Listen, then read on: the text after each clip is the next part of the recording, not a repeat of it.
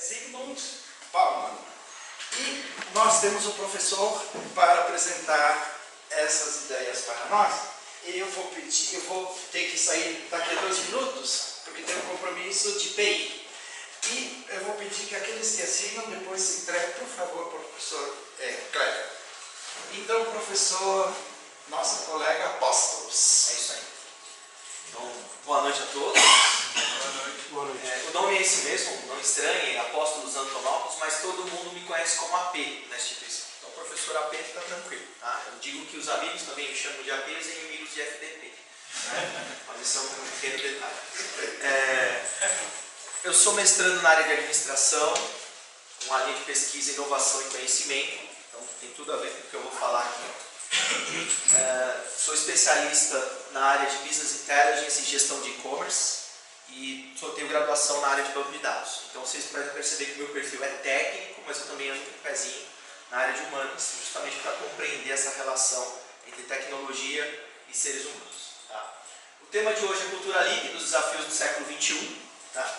E aqui nós vamos apresentar como objetivo algumas características, né? Então, qual que é o nosso objetivo principal hoje? Entender e relacionar os conceitos apresentados por Bauman com a realidade atual que nós vivemos e promover uma reflexão a respeito do papel e responsabilidade do indivíduo na sociedade e cultura que ele está inserido, tá? No caso nós, que atuamos no mundo atual.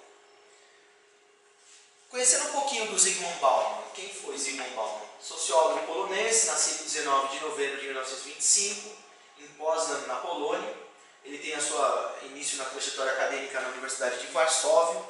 Por conta da sua obra, que foi proibida de ser publicada, ele sai do país, né? Ele procura outra fonte para que ele possa explorar o conhecimento.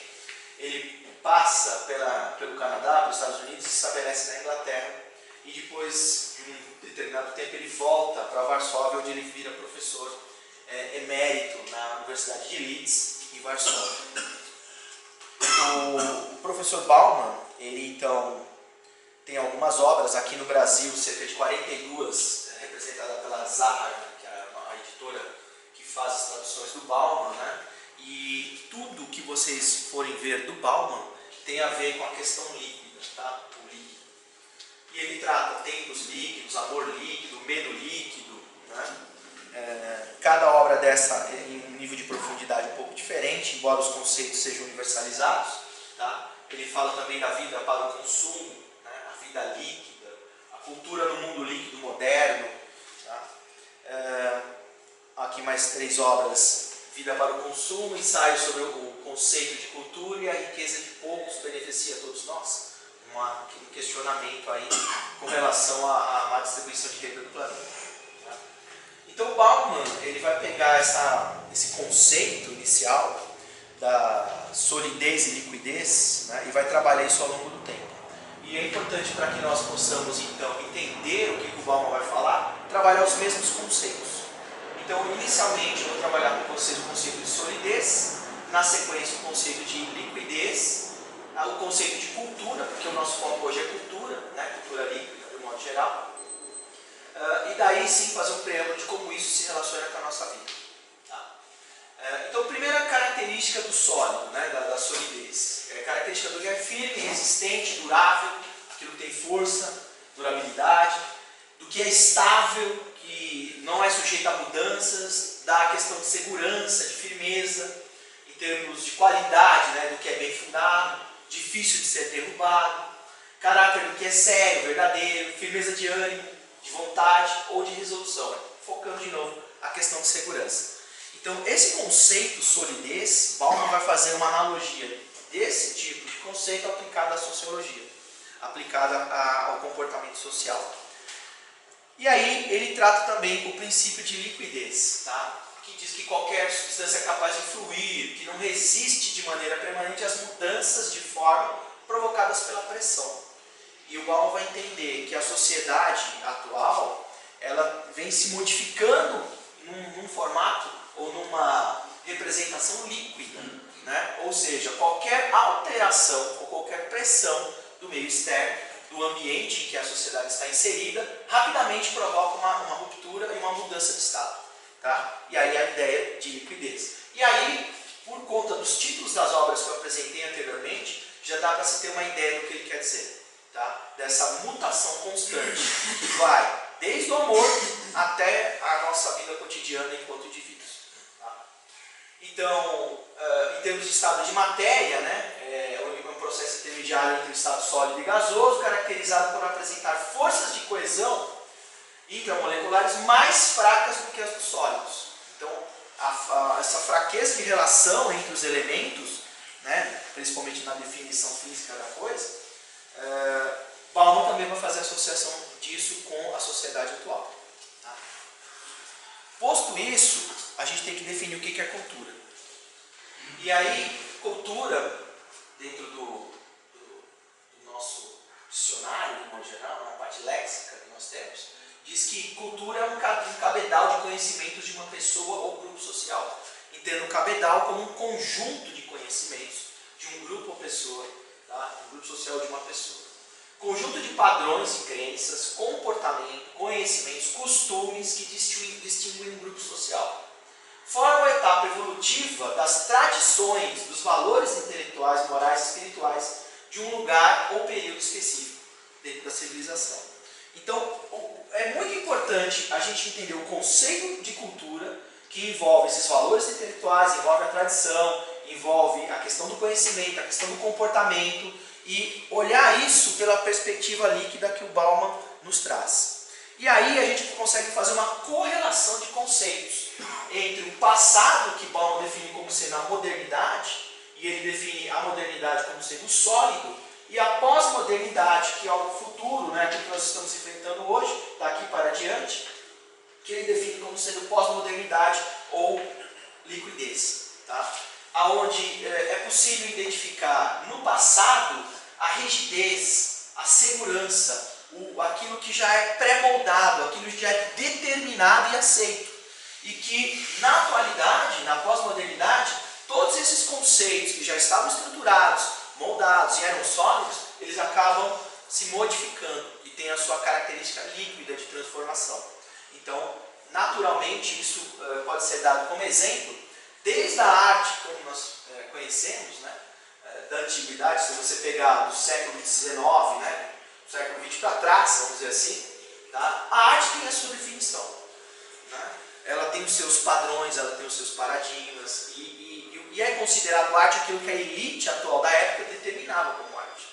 Quando a gente chega na pós-modernidade, a gente olha a arte pós-moderna, você vê que é um choque, né? Então, às vezes você vai numa exposição pós-moderna, como eu disse, tem um vaso sanitário lá, você fala, é arte isso? Não, está lá dentro do contexto, tem um pneu, né? Então, essa quebra, essa ruptura dos símbolos, né? Daquilo que era comum na época, é uma característica do mundo líquido. Né? Ciência é igual. Nós tínhamos no passado a razão, né? A racionalidade, como o professor já colocou no início da apresentação, né? Que o ser humano é dotado dessa capacidade racional, poderia transformar o mundo. Né? Isso não aconteceu. Então, essas falácias, essas transições que eram prometidas e não deram certo, na pós-modernidade isso meio que se perde. E a gente fica meio que sem referencial. Né? Então, a ciência já não responde tudo. Né? E isso é engraçado porque, pensando um pouquinho, se a gente olhar para a ciência, nós temos o pragmatismo, né? Aquela coisa da ciência pragmática que diz o que corrobora, que é verdade ou não é verdade, isso no passado. E hoje nós temos esse pós-pragmatismo que diz que corrobora ou não corrobora. Então aí as teorias, elas vêm não para dizer se é verdade ou não, é simplesmente para você confrontar com uma outra realidade. E aí surgem N teorias. E a pergunta é, qual teoria escolher? Em termos de ciência, qual é a que tem validade? Isso hoje é muito difícil de você atestar, é muito difícil de você comprovar. Por quê? Porque justamente ela é líquida. Né? A ciência também é líquida. Então existem correntes de pensamento totalmente adversas, cada uma com o seu cabedal de conhecimento, mas que de certa forma não se conversam e que não explicam os fenômenos atuais que nós vivemos hoje em sociedade, o que vai tornando cada vez mais líquida a vivência em comunidade. Em política a mesma coisa, a presença do Estado, um Estado protetor, um Estado que vai cuidar do indivíduo, também hoje já não existe mais. Tá? Se a gente falar de política aqui, a maioria das pessoas hoje, quando perguntadas de política, vão dizer, cara, política não serve para absolutamente nada, é só corrupção, é roubo. Né? E será que isso é apenas uma característica do Brasil?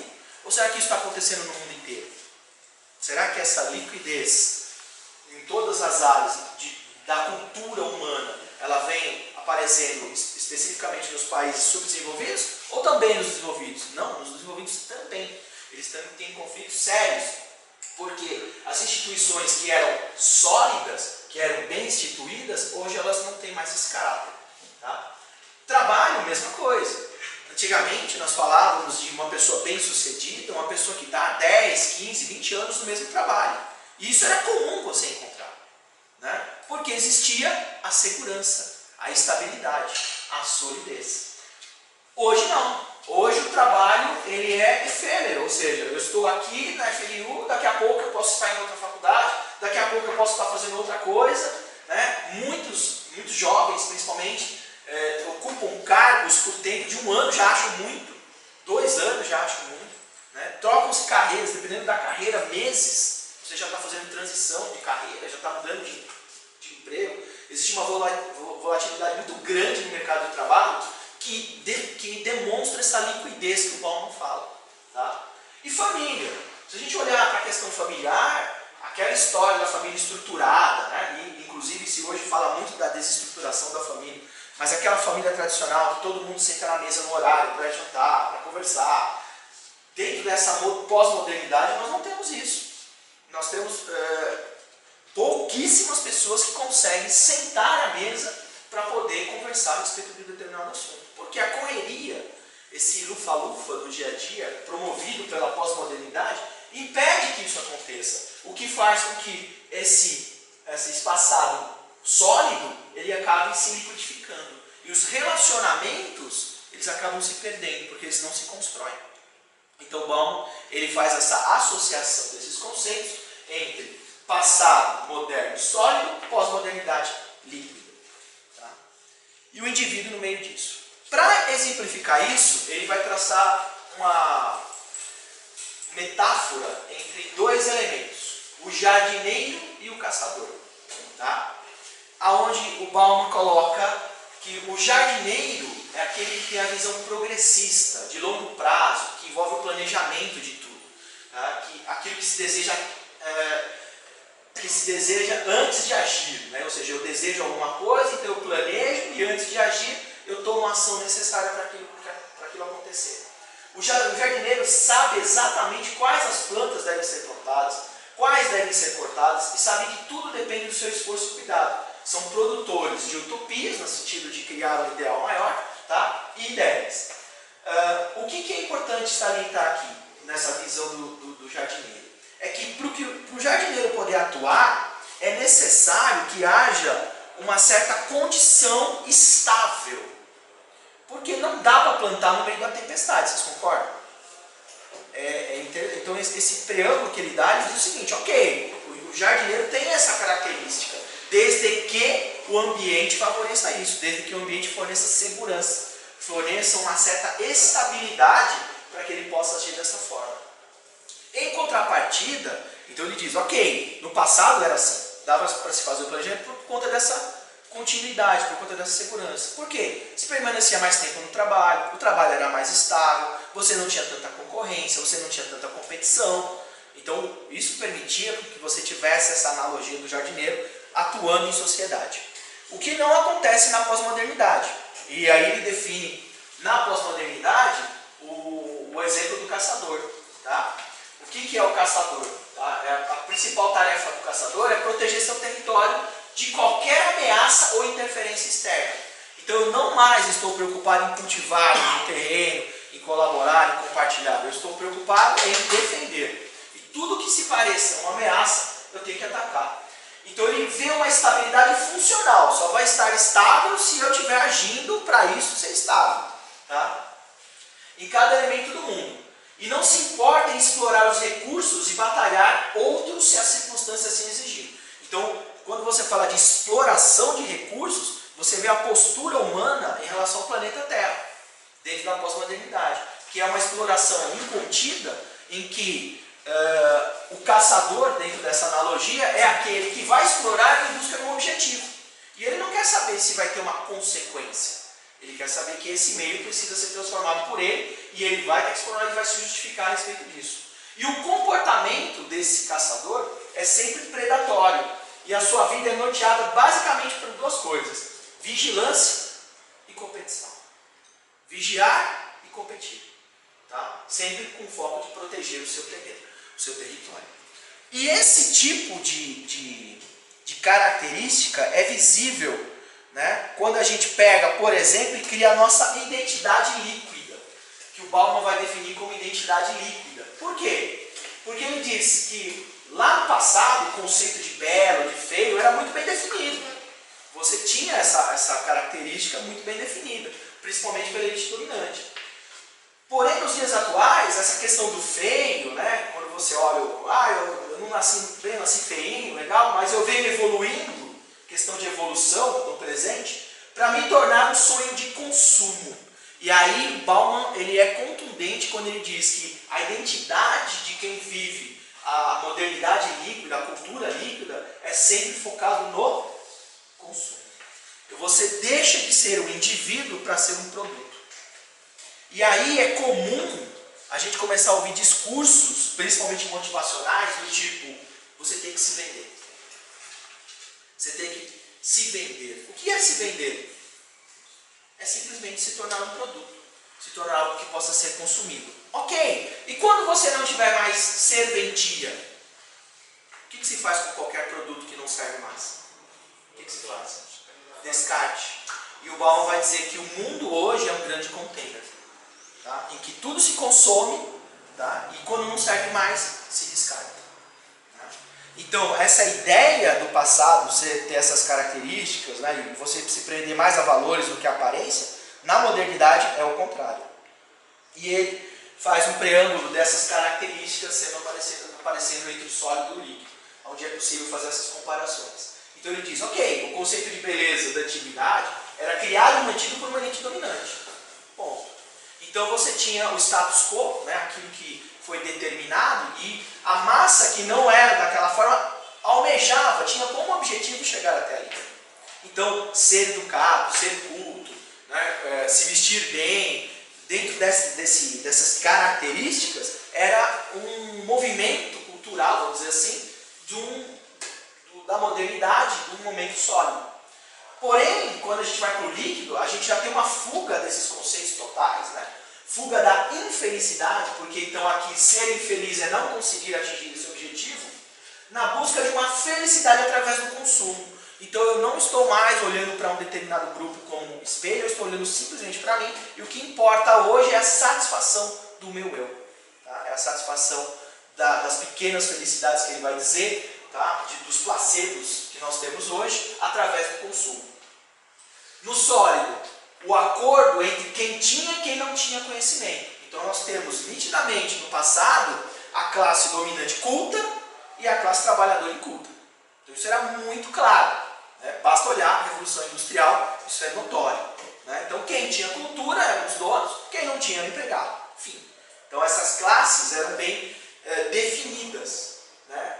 O que não acontece na modernidade líquida. As classes elas são totalmente distintas, se interligam, se correlacionam, mas vocês vão ver uma coisa paradoxal que vai acontecer aqui na frente, que é o que leva a sociedade hoje nas crises que nós temos. Tá? Daqui a pouquinho eu vou chegar lá. A cultura era vista como uma estratégia voltada a educar as massas. Então, olha, eu vou dar um jeito de ter uma cultura, nós precisamos educar as massas para que eles então possam se aproximar desse ideal, desse topo desejado. Tinha também a utopia de criação de mundo ideal. Uma vez que o homem ele é dotado de razão a ponto de transformar o mundo, e isso que se pregava desde o iluminismo, como o professor colocou aqui, tá? E Max Weber vai dizer isso na administração, né? Onde você tem a teoria burocrática, aquilo da racionalidade absoluta, né? A escola clássica, e que é possível chegar na melhor forma de se fazer as coisas e transformar os bens de consumo em produtos e o mundo de um modo geral. Isso não acontece. E é por isso que pega crédito, e é por isso que ele se desfaz. E o Bauman vai beber esse conceito de líquido de um cara que já viu isso lá no passado, que é Karl Marx, que tem uma frase muito contundente quando ele diz: tudo que é sólido se desmancha. Karl Marx já dizia isso. Tá? E ele pega isso e aprofunda isso porque é natural que dentro de um sistema evolucionário essa transformação ocorra. O problema é como as pessoas entendem essa transformação. Então, no passado, no momento sólido, existia um equilíbrio de forças e padrões bem definidos. E a predominância da razão, como eu já havia falado. Aqui não. Cultura com liberdade. O indivíduo com liberdade sem amarras sociais. Não existe mais nenhum critério que impeça a pessoa de agir como ela quer. E olha só, se eu fizesse para vocês uma pergunta, somos livres? Se a resposta for sim, quer dizer que todo mundo aqui pode fazer o que bem entender agora, nesse exato momento. E se isso for verdade, não existiria palestra. Porque um estaria no celular, o outro estaria cantando, o outro estaria estudando, e cada um faria o que é para si melhor. Olha que interessante. Então essa liberdade causa em cada um aspecto diferente do mundo. Você enxerga o mundo do seu jeito, querendo fazer as suas coisas, da sua maneira. E esse individualismo, ele não é compartilhado. Por quê? Porque agora, se alguém for contra a tua felicidade, você, no espírito do caçador, tende a neutralizar essa pessoa. E esse ataque não precisa ser um ataque por armas. Claro que a gente olha para os Estados Unidos e a gente vê isso constantemente. Mas pode ser um ataque verbal, pode ser um ataque por perseguição, né? No sentido de você não tolerar determinados tipos de conduta, crença ou forma como a pessoa age no mundo. E isso é perigoso. Justamente porque nós não temos nada que nos amarra. Não temos mais nada sólido, nada nos prende. Então essa liberdade, inclusive o Bauman vai dizer que essa liberdade vai ser a fonte dos nossos problemas. Tá? E aí eu vou explicar para vocês como isso vai acontecer e qual que é o grande trade-off, a grande troca que se precisa ter aí entre liberdade e segurança. Ele diz que tudo hoje é orientado ao consumo. Nós temos um mercado orientado ao consumo. Não existe mais leis pré-estabelecidas para isso. Tudo é lei de mercado. Só existe uma única lei. Lei de mercado. Bom. E quando a gente olha para o cenário brasileiro e internacional, a gente vê isso muito claro. Quando você vê empresas como Odebrecht, né? Quando você vê empresas como Petrobras, quando você vê empresas como Mercedes, quando você vê empresas como a Volkswagen, que adulterou o código lá do sistema para dizer que estava emitindo menos poluente, você começa a ficar com medo. Né? Você fala, nossa, uma empresa alemã nos Estados Unidos fazer isso, sem pensar nos riscos, sem pensar nas consequências, o porquê que isso aconteceu. Tá? Porque eu tenho um mercado orientado a consumo, preciso consumir, tá? E consumir muito. E aí aparece o que ele chama de cultura da moda e do descarte rápido, fazendo preâmbulo com aquilo que eu mostrei anteriormente. O que é a cultura da moda? Os indivíduos, né, para que tenham uma posição, adquiram ou mantenham uma posição social, eles a aceitação, aquela coisa do engajamento. E aí é isso que o Bauman vai dizer, que a cultura da moda e do descarte rápido, baseado no mercado orientado a consumo, baseado no indivíduo com liberdade, baseado num cara que busca a felicidade através desses prazeres menores, faz com que ele tenha uma identidade totalmente transformada, totalmente líquida. Ele não sabe quem ele é. E ele consome moda, consome grife para pertencer a um grupo social. Olha que legal. Então isso é fantástico. E isso você vê o tempo inteiro. Né? E a ideia, por exemplo, eu dei até esse exemplo de manhã, é quantas pessoas você vê com um celular antigo? Um Nokiazinho básico, com um tecladinho. Quantas? Por que você não vê isso? Muitas pessoas não utilizam o celular com todos os recursos tecnológicos que tem lá. Inclusive tem pesquisas que mostram que de todas as funcionalidades que tem um device desse tipo, você usa menos de 20%. E olha só, para fazer essa análise. Se você tiver um smartphone que tem um poder de processamento absurdo, que tem uma tecnologia absurda, você usa ele basicamente para redes sociais, WhatsApp e, às vezes, fazer ligação. Todo o resto do recurso é muito pouco explorado. Ah, não, mas o cara põe outro aplicativo. Os outros aplicativos são similares. Pode prestar atenção. Se você pegar qualquer aplicativo como o Facebook, por exemplo, é muito similar ao LinkedIn, que é muito similar ao Twitter, que é muito similar a qualquer outra coisa. E assim, tá, isso consome o mesmo recurso, gente. É texto, é vídeo, é imagem, é a mesma coisa. Agora, você consegue criar alguma coisa nova a partir do seu smartphone super poderoso? Não. Por quê? Porque quando você vai numa festa, você não quer sacar aquele Nokia antigo, né, com tecladinho. Fica feio, você passa vergonha. Sabe por que você passa vergonha? Porque dentro da sua identidade, você tem que pertencer a um grupo que está dentro da moda. Daí a ideia de ter o iPhone. O celular que custa hoje cerca, novo modelo, né? Saiu a cerca de 8 mil reais. Gente, é muita grana. Por esse valor ele tinha que ser a prova de bala, né? Você tinha que se defender do bandido com o celular. Tá? E não é isso que acontece. Você olha no metrô, os celulares estão mais trincados, né? Parece aquelas árvores de inverno sem folha, né? Todo ramificado. Por quê? Porque será que realmente a marca, a grife, traz a qualidade que o usuário quer? Ou simplesmente você está cumprindo uma questão de posição social quando você adquire aquilo? Né? E aí começa a se formar grupos. Por quê? Quando você tem um grupo um pouquinho mais elitizado, esse grupo se junta e começa a corroborar dos mesmos ideais. Só que quando esse grupo não te trouxer mais felicidade, já que ele é baseado em consumo, o que você faz com ele? Você descarta. E aí vai para outro grupo. Só que para pertencer àquele outro grupo, você tem que ser intelectual. Aí você tem que botar óculos, tem que começar a decorar os livros, certo? Falar bonito. E aí você começa a fazer parte desse outro grupo. Só que, cara, o intelectual tem que vestir Armani, tem que estar bonitão, né? E aí você começa a ter esses estereótipos. Então ele começa a dizer que, na modernidade, a busca do indivíduo em se auto-reconhecer é mais pautada apenas na felicidade individual. E isso faz com que ele consuma moda o tempo inteiro. E aí eu trouxe um videozinho que demonstra isso, eu fiz bem curtinho, eu não sei se alguém aqui já viu esse vídeo, História das Coisas. Se alguém viu, por favor, levanta a mão só para ver. Não? Não viu? Ninguém viu? Então, presta atenção, eu fiz um recorte disso para não ser maçante, tá? Tem apenas 5 minutinhos. Mas essa moça ela vai contar a história de onde vem a produção, para onde vai, e ela vai contar... É uma americana? É americana, Annie Leonard. Ah, tá. Já viu isso daí? Então, beleza. Mas eu fiz um corte focado apenas no quê? Primeiro, para provar o seguinte para os senhores.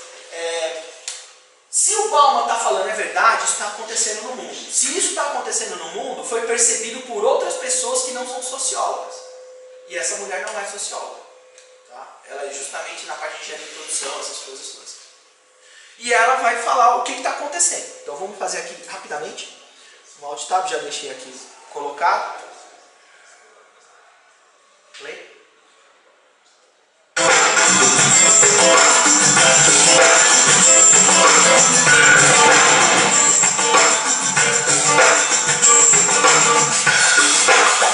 A seta dourada do consumo, o coração do sistema, o motor que impulsiona. É tão importante proteger esta seta que se tornou prioridade daqueles dois sujeitos. É por isso que após o 11 de setembro, quando o nosso país estava em choque, o presidente Bush poderia ter sugerido fazer luto, rezar, ter esperança, mas não, ele disse para fazermos compras. Compras! Nos tornamos uma nação de consumidores. Nossa principal identidade passou a ser de consumidores. Não mães, professores, agricultores, mas consumidores. Nosso valor é medido e demonstrado pelo quanto contribuímos para esta seta. Quanto consumimos. Não é isso que fazemos? Compramos, compramos, compramos. Manter os produtos circulando. E como circulam? Sabe qual a porcentagem dos produtos que circulam através desse sistema que ainda são usados 6 meses depois da venda na América do Norte? 50%? 20%? Não, 1%. 1. Em outras palavras, 99% das coisas que nós cultivamos, processamos, transformamos, 99% das coisas que percorrem o sistema são lixo em menos de 6 meses. Como é que podemos gerir um planeta com esse nível de rendimento? Mas não foi sempre assim. Hoje, o consumidor médio americano consome o dobro que há 50 anos. Pergunte à sua avó. No tempo dela, a boa gestão, a engenhosidade e a poupança eram valorizados. Então, como é que isso aconteceu? Bem, não aconteceu simplesmente. Foi planejado. Pouco depois da Segunda Guerra Mundial, estes sujeitos estudavam a forma de impulsionar a economia. O analista de vendas Victor Lebow articulou a solução que se tornaria a norma de todo o sistema. Ele disse: a nossa enorme economia produtiva exige que façamos do consumo a nossa forma de vida, que tornemos a compra e uso de bens em rituais, que procuremos a nossa satisfação espiritual, a satisfação do nosso ego no consumo. Precisamos que as coisas sejam consumidas, destruídas, substituídas e descartadas a um ritmo cada vez maior. O conselheiro econômico do presidente Eisenhower disse: o principal objetivo da economia americana é produzir mais bens de consumo. Mais bens de consumo? O nosso principal objetivo não é providenciar cuidados médicos, ou educação, ou transportes seguros, ou sustentabilidade, ou justiça. Bens de consumo? Como é que eles nos fizeram adotar esse sistema de forma tão entusiástica? Bem, duas das suas estratégias mais bem-sucedidas são a obsolescência planejada e a obsolescência perceptiva. A obsolescência planejada é uma outra forma de dizer criado para ir para o lixo. Eles fazem as coisas de modo que sejam inúteis tão rápido quanto possível para jogarmos fora e voltarmos a comprar. Isso é óbvio em sacolas ou copos de plástico, mas verifica-se isso em coisas maiores como esfregões, DVDs, máquinas fotográficas, churrasqueiras, quase tudo. Até computadores. Já reparou que quando compra um computador, a tecnologia muda tão rápido que em poucos anos se torna quase um impedimento para a comunicação? Fiquei curiosa e abri um desses computadores para ver o que tinha dentro. E descobri que a peça que se muda a cada ano é apenas uma pecinha no canto. Mas não se pode mudar apenas essa peça, porque cada nova versão tem um formato diferente. Tem que jogar tudo fora e comprar um novo. Estive lendo sobre o design industrial da década de 50, quando a obsolescência planejada começou a aparecer. Esses designers eram muito claros sobre o assunto. Chegavam a debater quão rápido conseguiam que um aparelho avariasse, mas de modo que o consumidor mantivesse fé suficiente para ir comprar outro. Foi tão intencional, mas as coisas não avariam suficientemente rápido para manter essa seta funcionando. Por isso existe também a obsolescência perceptiva. A obsolescência perceptiva nos convence a jogar fora coisas que ainda são perfeitamente úteis. Como fazem isso? Mudam a aparência das coisas. Por isso, se comprou suas coisas há alguns anos, todos percebem que você não tem contribuído para essa seta. E como o nosso valor depende da nossa contribuição para essa seta, isso pode ser embaraçoso. Por exemplo, se eu tiver o mesmo monitor de computador gordo e branco na minha mesa por 5 anos e a minha colega tiver comprado um computador novo, ela vai ter um monitor plano brilhante que combina com o computador, com o celular e até com as canetas. Ela parece estar operando uma nave espacial e eu pareço que tenho uma máquina de lavar na mesa. A moda é outro bom exemplo. Já se perguntou por que os saltos dos sapatos das mulheres passam de largos para finos num ano e no próximo de finos para largos? Não é por haver um debate sobre qual deles é mais saudável. É porque usar saltos largos num ano de saltos finos mostra que você não contribuiu recentemente para a seta. Por isso não vale tanto quando a pessoa com saltos finos ao seu lado, ou em um anúncio. É para comprarmos sapatos novos. A publicidade e a mídia em geral têm um papel importante nisto. Cada um de nós nos Estados Unidos é bombardeado por mais de 3.000 anúncios por dia. Vemos mais publicidade num ano do que as pessoas há 50 anos viam em toda a vida. Qual é o objetivo de um anúncio, se não nos fazer infelizes com o que temos? Por isso, nos dizem 3.000 vezes por dia que nosso cabelo está errado, nossa pele, nossa roupa, nossos móveis, nossos carros, nós estamos errados. Mas tudo se resolve se formos às compras. A mídia também ajuda a esconder tudo isto e isto. Por isso, a única parte da economia que vemos são as compras. A extração, produção e envio para o lixo acontecem fora do nosso campo de visão.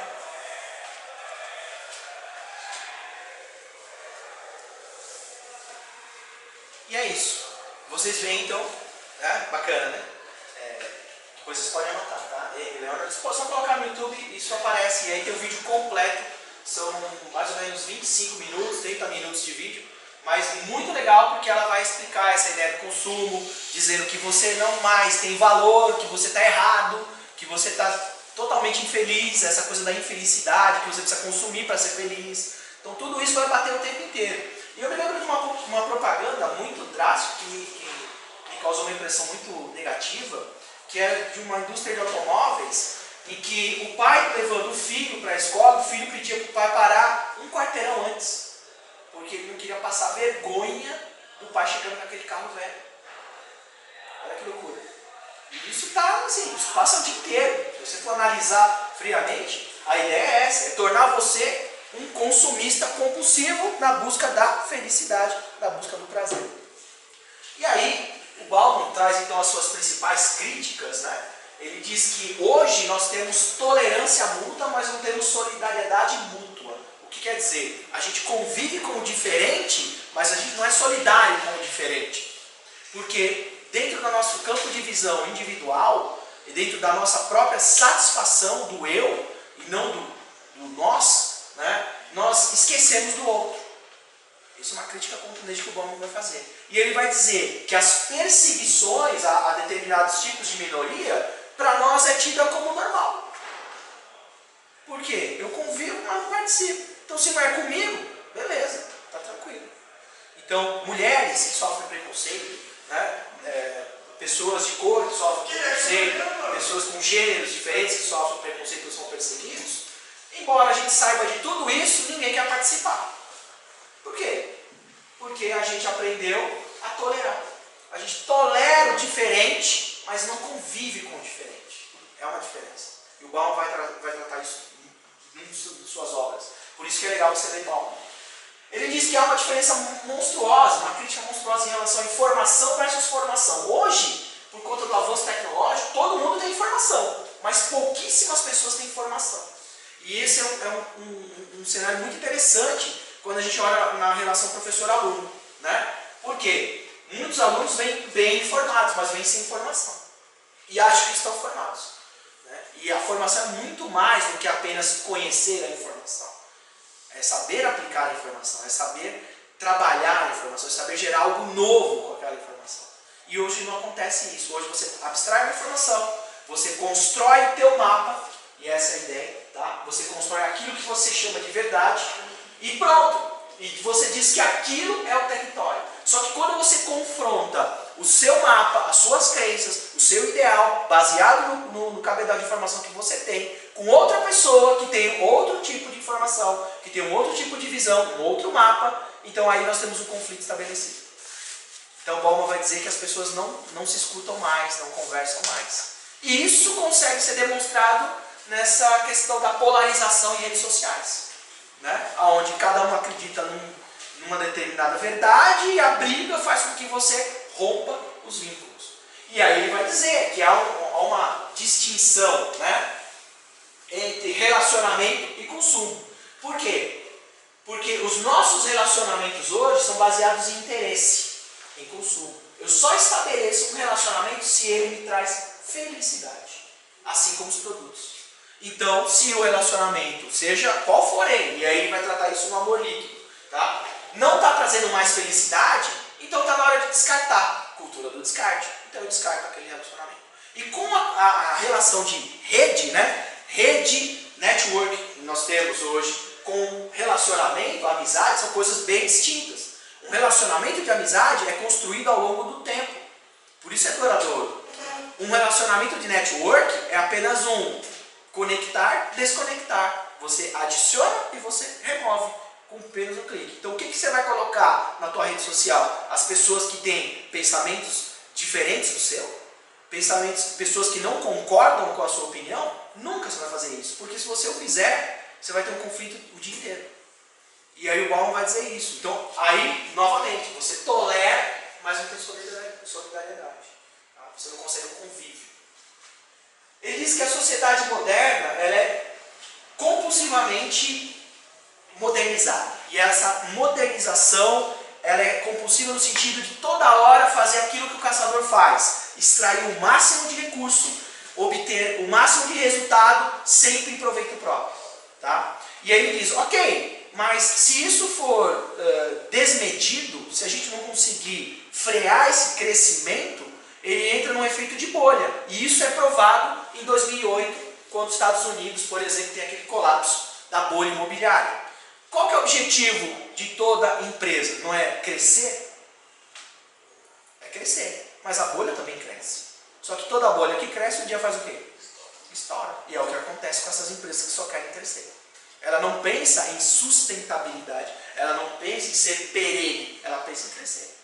E olha, qualquer indivíduo, se eu perguntasse hoje, qual é o seu objetivo para o futuro? Eu quero ser bem sucedido. Eu quero estar bem colocado no mercado. Eu quero ganhar muito dinheiro. Eu quero crescer. Só que pensa, se você pensa assim, o mundo inteiro, com quase 6 bilhões de habitantes já no planeta Terra, né? pensar da mesma forma, não tem recurso para todo mundo. Então você não pensa em colaboração, você não pensa em solidariedade, você pensando só em você, tudo que você estabelece em termos de relacionamento é focado no consumo, é focado numa modernização compulsiva, exploratória, de crescimento sem precedentes, sem avaliação. Outra característica que ele critica é o esquecer sempre, a falta de memória. Porque se o que me traz felicidade é o consumo, né, é aquilo que eu estou usando, né, seja um relacionamento, seja um produto, seja uma marca, seja uma moda, tá? Tudo que me causa angústia, eu preciso esquecer. Ou seja, para que eu quero saber dos problemas do Brasil? Isso me causa angústia. Isso não me traz felicidade. Então, obviamente, eu esqueço. É mais fácil esquecer. Já existe aquela frase, né, a máxima popular, que a ignorância é uma bênção. É nesse sentido, do esquecimento. Então eu vou esquecer para não ter que conflitar comigo mesmo e com o meu semelhante, né, aquilo que é necessário ser feito. Porque o que importa é ser feliz. E isso vocês vão ver em 300 livros de autoajuda. O segredo do sucesso, o que importa é ser feliz. Tá? Mostrando a individualização. Tá? E aí ele está dizendo, a busca do eu. Em primeiro lugar, serviço e satisfação. Em todas as áreas, inclusive educacional. O aluno não vem mais querendo formação, ele vem querendo satisfação. Eu quero ser bem atendido, eu quero ter a melhor aula, mas eu também não quero estudar, porque isso me dá tristeza. Né? Então, veja como é paradoxal. Né? E isso, de um modo geral, vai gerar a falta de engajamento. O que é a falta de engajamento? É a percepção de um indivíduo se conectar com outro em cima de um problema maior, para brigar sobre alguma coisa que seria melhor para todos. Mas note, se a ideia da busca da felicidade é individual, como é que eu posso me conectar com alguém para buscar para todos? Se cada um tem a sua felicidade. E é essa liquidez, é essa forma totalmente adversa que o Bauman trata. Tá? E aí eu recomendo um filminho para vocês assistirem no final de semana. Quanto vale ou é por quilo? E onde esse filme trata a questão da exploração da miséria pelo marketing social, dizendo que a solidariedade que você vê hoje é tudo de fachada. É só para vender. Ainda assim é focada no consumo. Tá? E você vê isso o tempo inteiro, em programas televisivos em que a pessoa é pobre, aí o apresentador vai na casa da pessoa, reforma a casa da pessoa. Né? O que ele está promovendo? Solidariedade? A que custo?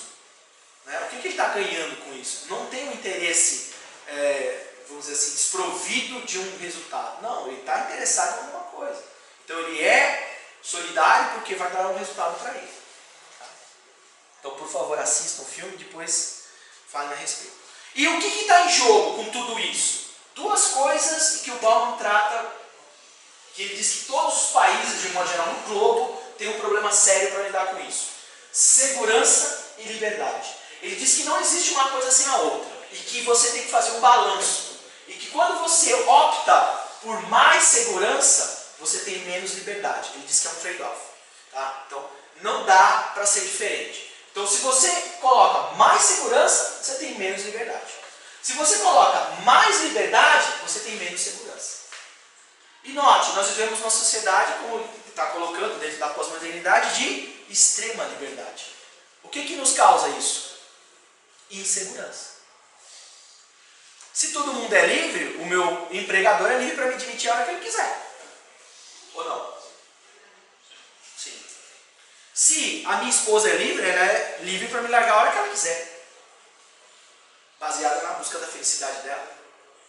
E idem o marido. E idem os filhos. E idem tudo isso. E ele consegue concatenar isso em termos sistêmicos. É isso que o Bauman faz. E ele vai dizer, olha, ok, a liberdade é boa? É. Mas ele diz que a liberdade sem segurança é um caos. É um caos. Não dá para conviver. Só que se você tiver só segurança sem liberdade, é escravidão. Então você precisa achar o meio termo. E quem é o agente transformador disso? As pessoas. E isso nós estamos ferrados. Então. Você vai falar, nossa, o que vai acontecer? Se as pessoas pensam de forma individualizada, não conseguem formar grupos coesos em prol do nós, e sempre do eu, então há um problema de caos no mundo. É ou não é? Aí o que acontece? algumas pessoas surgem tentando endereçar a segurança, tentando fazer a imagem da segurança como algo que vai te dar sossego, a sustentabilidade, a solidez que você perdeu. E aí essas pessoas começam a aparecer com ideias de criar muro, né? E aí ele pegou a ideia do muro da China e falou, não, já tem o muro da China, eu vou criar um igual aqui para ficar bonitinho também, virar atração turística. O que ele está propondo para o povo americano? Segurança. Olha, você não vai perder mais seu emprego porque o mexicano não vai entrar aqui.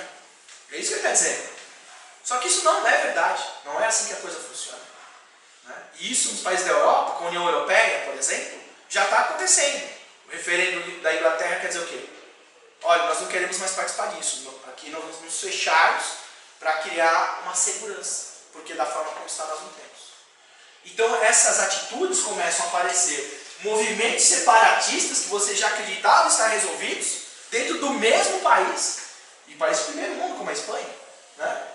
Tá lá. E ele diz que, nessa revista, eu extraí esse trecho da revista porque ele bate com o que o Bauman fala. Ele está dizendo que os movimentos de independência dos pequenos países, eles estão sendo alimentados pelo fracasso dos grandes estados em resolver a crise econômica. Mas a crise econômica é o Estado que tem que resolver? Ou ele simplesmente tem que criar os meios? Primeira pergunta. É isso que o Bauman vai dizer. Então, ó, como é que é? O Estado vai chegar lá e vai impor? Ele vai ser ditatorial? Hoje o que nós temos? Muita gente pedindo a volta da ditadura. Por conta de quê? Por conta dessa falta de segurança. Então isso começa a explicar uma série de coisas que acontecem no nosso cotidiano e que a gente não prestava atenção. Né? Então o Bauman conversa com a gente e convoca essa reflexão o tempo inteiro. Tá? Economia é política da incerteza. O que vai acontecer amanhã? Ninguém sabe. Tá? Nem aqui e nem em lugar nenhum do mundo. Tá? E que isso está cada vez mais claro. Basta olhar para o trabalho cada vez mais flexível. Mudança de CLT, mudança do nosso sistema de previdência, questão da meritocracia e competição de mercado de trabalho, que é uma característica do caçador. Pode olhar. Na ideia do caçador, a competição ela é primordial. E quem vai ganhar? Quem for o melhor, não é assim? Só que tem um pequeno detalhe. A gente tem que partir do pressuposto que a meritocracia diz que todo mundo tem as mesmas opções. Isso é verdade? Não, né? Nós sabemos que isso não é verdade. Nós sabemos que muitos aqui às vezes têm que trabalhar em 2, 3 empregos e ainda vêm estudar. E tem outros que têm uma característica econômica um pouco melhor, que só estudam. Nesse meio de competição, se tiver valendo o capital intelectual, né, a parte de conhecimento, quem vai ganhar? Não precisa nem botar para competir. E não vai dizer que está em pé de igualdade, porque não está, porque o cara vai vir aqui com sono, que já trabalhou o dia inteiro, já fez o que tinha que fazer. Então ele vem para a palestra assim, se matando. E não está na condição de competição ideal. Ainda assim, se a gente fosse comparar, vou pegar um exemplo prático. Se você fala assim, o aluno que está na FMU, se ele quisesse mais qualidade, ele teria prestado vestibular na USP. Tá, mas quem entra na USP? Quem estudou em Dante, quem estudou em Da Vinci, quem estudou em super colégios, que às vezes são bilíngues. Colégio que o cara está falando 2, 3 idiomas de dentro do colégio, trilíngue às vezes. Tá? O cara tem vivência no exterior, eu mesmo tive clientes que tinham essa prerrogativa, 30 anos já com doutorado, vivência no exterior. Como eu faço competição com esses caras? Como eu vou falar da meritocracia, competindo no mercado com esse pessoal? É impossível. Então não tem meritocracia. Isso é uma falácia. Tá? Isso é para justificar o porquê do outro pensar em você. Olha que legal. E o Bauman vai tratar... Gente, não sou eu que estou falando, tá? Deixa isso bem claro. É o Bauman, você pode ler lá na escrita e ele vai falar sobre isso. Outra coisa, lembra da modernidade excessiva, de busca sempre do ganho, da competitividade? Trouxe isso aqui, ó, automação. Hoje você vê até na revista Veja, na banca de jornal, dizendo que a maioria dos cargos que existem hoje no Brasil, não só no Brasil, mas no mundo, podem ser automatizados por computação cognitiva, era da robótica, né, inteligência artificial, tudo isso já aparecendo. O próprio Bradesco já instalou lá o Watson, né, a versão feminina do Watson, a Isabelle, que vai fazer o atendimento de qualquer cliente em qualquer lugar do Brasil sem um funcionário na base. Agora imagina quantos operadores de telemarketing nessa já rodaram.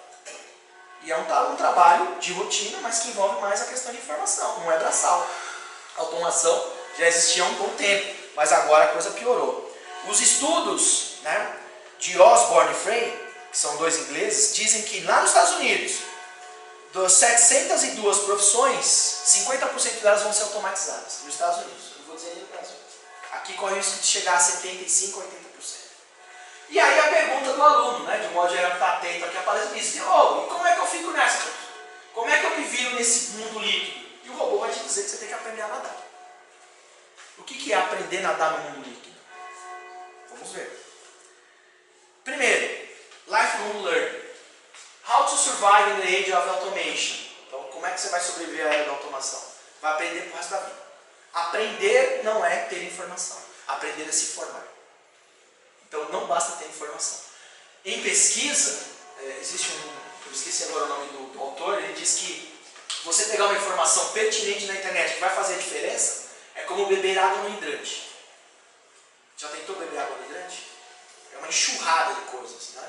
Mas você não vai conseguir beber capaz de você morrer de tanta informação. Outra coisa, os algoritmos do Google, eles trazem aquilo que satisfaz a sua felicidade e não o contrário. Ou seja, se você está habituado a pesquisar sobre assuntos, vamos imaginar que você é uma pessoa esquerdista, né? Por não dizer tetrária, né? Enfim, você é uma pessoa que tem foco na esquerda e você pesquisa isso na web, tudo que você pesquisar, o Google vai trazer que corrobora com essa ideia. E se você for de direita, a mesma coisa. Nunca você vai ter assuntos díspares que vão conflitar ou vão tirar você da zona de conforto. Olha, o próprio algoritmo está induzindo você a permanecer no individualismo. E como você cria o teu mapa e você não conversa com o outro, como eu já disse lá atrás, há um problema. Então você precisa aprender. Tá? E aí o Fórum Mundial de Economia diz que você tem que desenvolver 10 comportamentos básicos. E isso a gente tem tema para uma próxima apresentação. O que eu quero mostrar para vocês é, existe luz no fim do túnel? Será que essa situação que nós vivemos hoje tende a piorar? Inicialmente sim. E isso já foi constatado por Nikolai Kondratiev, onde ele definiu um modelo matemático em 1928 chamado ondas de Kondratiev, tá? E hoje ainda é estudado e projetado. Ele diz que ao longo do tempo, numa média mais ou menos aproximada de 50 anos, tá? E aqui é só ilustrativo, sempre teremos um foco tecnológico, e aqui a gente consegue ver desde da máquina a vapor, o algodão, a ferrovia, a parte elétrica, engenharia, os petroquímicos, tecnologia da informação e o novo paradigma que vai surgir, que ainda não surgiu. E notem que em 2000 nós estávamos no ápice. E se você olhar para a história, se você olhar para a situação econômica do mundo, nessa época, estava bom mesmo.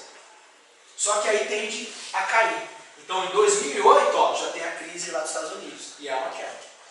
Tá? Hoje, 2017, já está mais embaixo. A perspectiva é que chegue aqui embaixo em 2020, 2025, nós vamos estar no limite do caos, no limite do inverno. E o próprio Bauman vai dizer isso. Nós hoje nos encontramos no inverno e a camada de gelo é muito fina. Se você parar, você afunda e morre. Então tem que continuar, tem que continuar. E o que você tem que adquirir? Conhecimento, aprendizado, sabedoria, saber romper esses limites do consumo, do individualismo, começar a partilhar de coisas e formar isso como uma onda. Percebe? Por quê? Uma hora vai subir. Essa crise vai passar. Porque o homem vai se adaptar a esse novo cenário. E nessa hora que subir, que o novo paradigma for estabelecido, você vai ter a colheita dos frutos que foram plantados. E aí vai ficar aquele que merecer. Como diria Machado de Assis, né? Ao vencedor as batatas. E nessa linha, né, o Bauman diz que quer eu admita, quer não, eu sou o guardião do meu irmão, porque o bem-estar do meu irmão depende do que eu faço ou do que eu me abstenho de fazer. Preocupação do próximo. Tá? Nossa sociedade de risco enfrenta uma tarefa assustadora quando se trata de conciliar os membros com os riscos e os pavores da vida cotidiana. Então, conciliar, juntar, agregar, né, é o grande desafio hoje para passar esse inverno. Porque sozinho é muito difícil. Sozinho é muito difícil. E um momento de reflexão que eu deixo para vocês pensarem um pouquinho mais sobre o que ele fala. Que nenhuma sociedade que esquece a arte de questionar pode esperar encontrar respostas para os problemas que afligem. Zygmunt Bauman, obrigado. É isso aí.